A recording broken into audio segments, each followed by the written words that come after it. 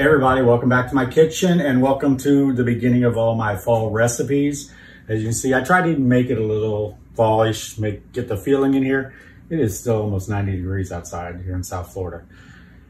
Winter's even worse, trying to get used to that. But I'm trying to get the feeling of fall. So today we're going to do a apple blondie.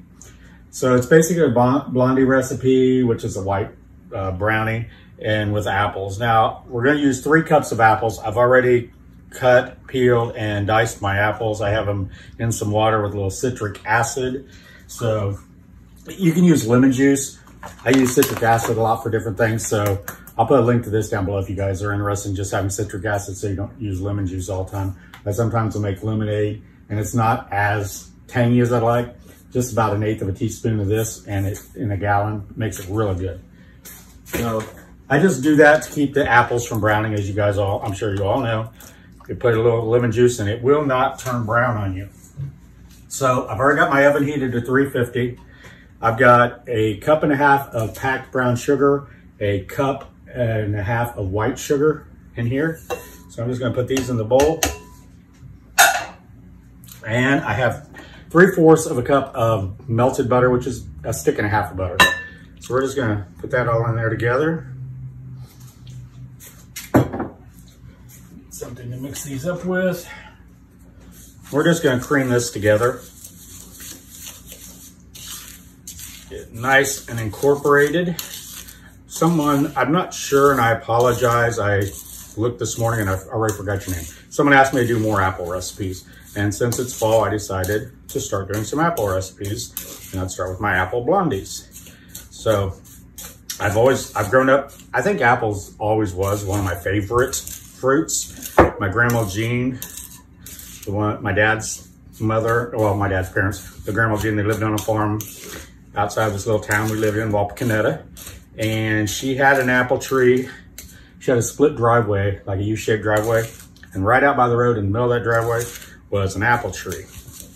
Well, grandma used to chase me out of that apple tree because I was always up there in the summer picking apples and eating them. And I always thought she couldn't see me because I was way up in the tree, which really wasn't that big, but for me, it seemed like way up in there. But looking out the kitchen window, which is about the same height as the top of that tree, grandma could see me. And when I heard her come out that front door yelling Gregory Lee, I knew I was in trouble.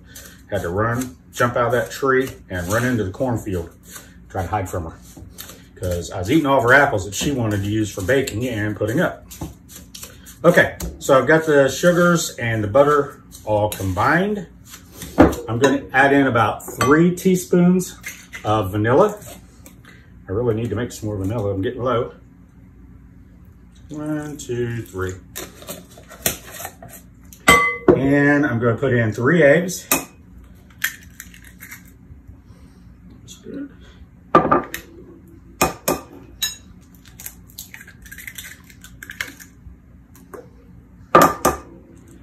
And as you see, I'm cracking in a different bowl because I keep getting yelled at by y'all. So let me wash my hands off because we've got some egg on it. And then we're going to put in, I have salt, 3/4 teaspoon of salt, 3/4 teaspoon of cinnamon, and 3 teaspoons of baking powder.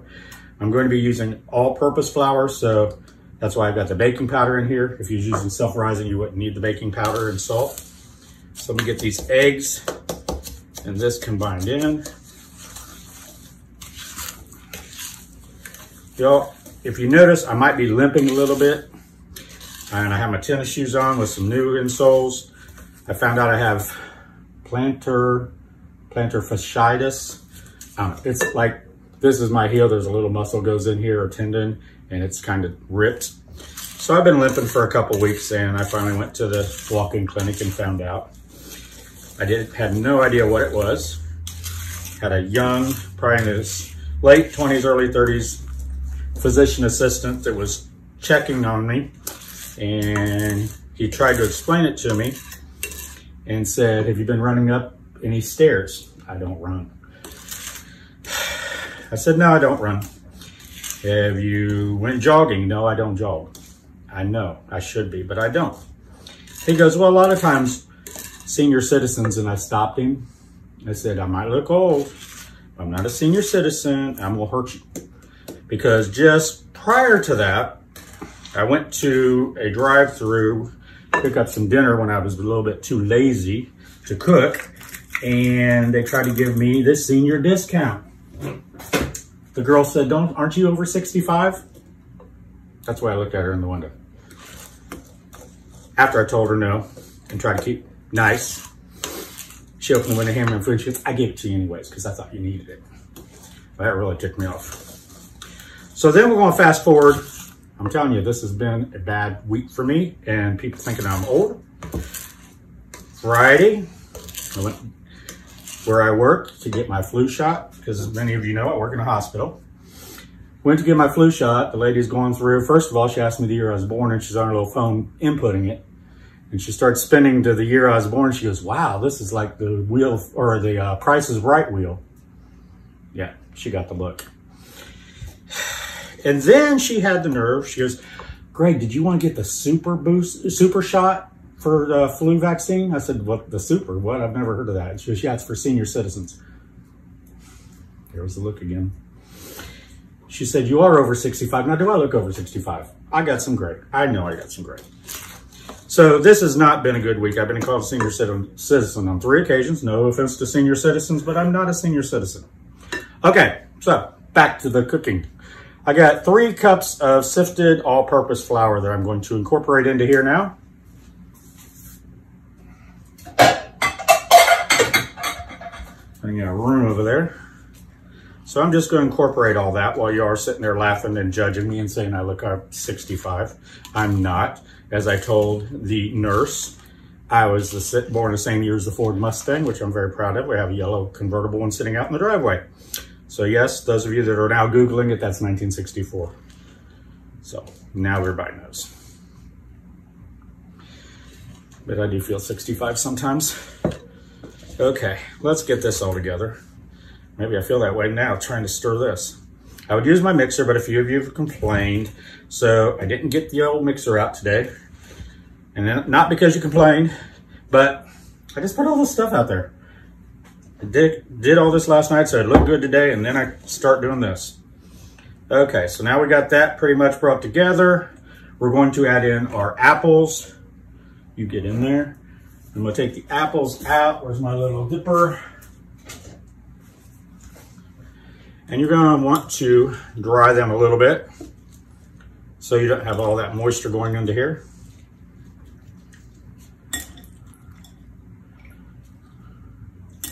And to get some of that citric acid water off of them.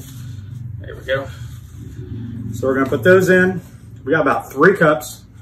And I used Red Delicious apples. You got about 3 cups of those, and then you can use about a cup of walnuts, pecans, whatever you care, whatever you like. And I find it easier to stir with a smaller spoon once I get all this stuff in here.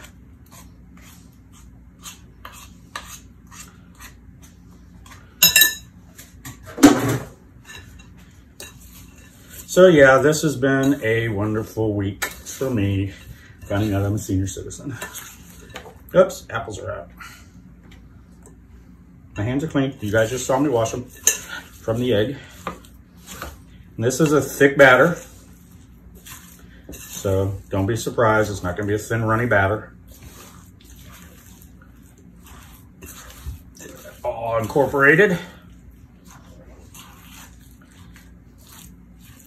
So let me get some ideas down below, things you guys are doing for fall recipes, something you might like me to see. I've got some different things. I bought some pumpkin yesterday. I bought a buttercup squash. Not sure what I'm doing with that yet. Some acorn squashes. So I'm gonna break out the pumpkins, spice, and all those different things now and start making that. Let's see. So let's spray. I got a 9x13 pan. Get that all done up.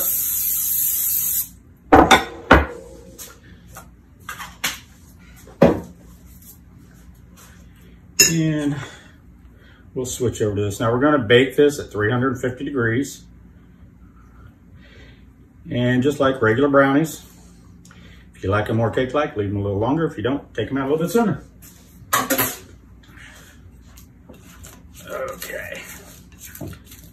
spatula, make sure I got everything down on the sides. And then we'll pour it in. Heavy bowl.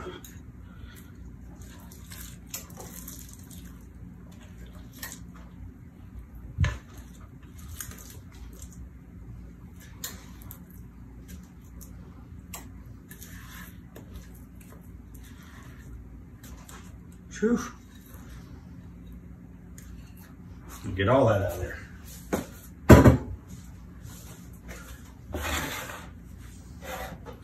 Okay, now let's spread this out as evenly as possible. As it bakes, it's going to spread out.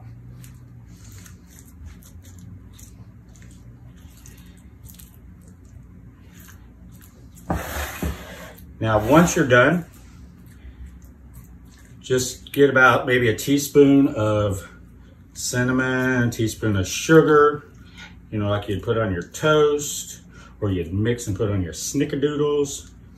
And if you all saw my snickerdoodles I made a couple weeks ago, my brulee doodles, and I'll put a link to those down at the end of the video. I'll link that one if you guys didn't see that. Those are great, my brulee snickerdoodles.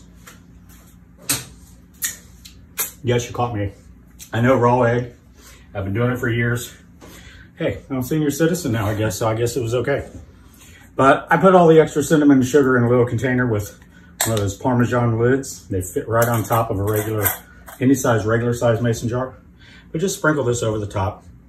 Give it a little bit more cinnamon sugary taste.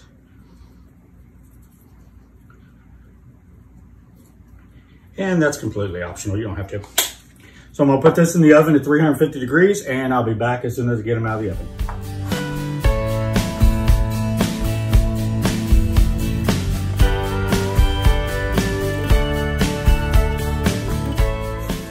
Okay, everybody, we're back. The brownies, the apple blondies, actually, I should say, were in the oven at 350 for 45 minutes. Cook them 40 to 50 minutes. Mine were done in about 45 minutes. And I took them out, I let them cool for probably about 15, 20 minutes. So when I cut into them, they didn't fall apart. They still crumbled a little bit, but this is a real moist brownie. So I'm gonna give it a taste here. Ooh, get some apple. And that cinnamon and sugar on the top just made like a little crispy, crunchy top on it. Oh, this is good. This would be good with ice cream. A little caramel sauce, maybe some whipped cream. Delicious. Perfect fall dessert. Get the apples, they're all coming on right now. Give this a try. Let me know what you think. If you like it, give it a thumbs up. Don't forget to share it and hit the subscribe button if you're not already subscribed. I appreciate you all coming to my kitchen. I feel blessed. Y'all have a great day. Take care. Bye-bye.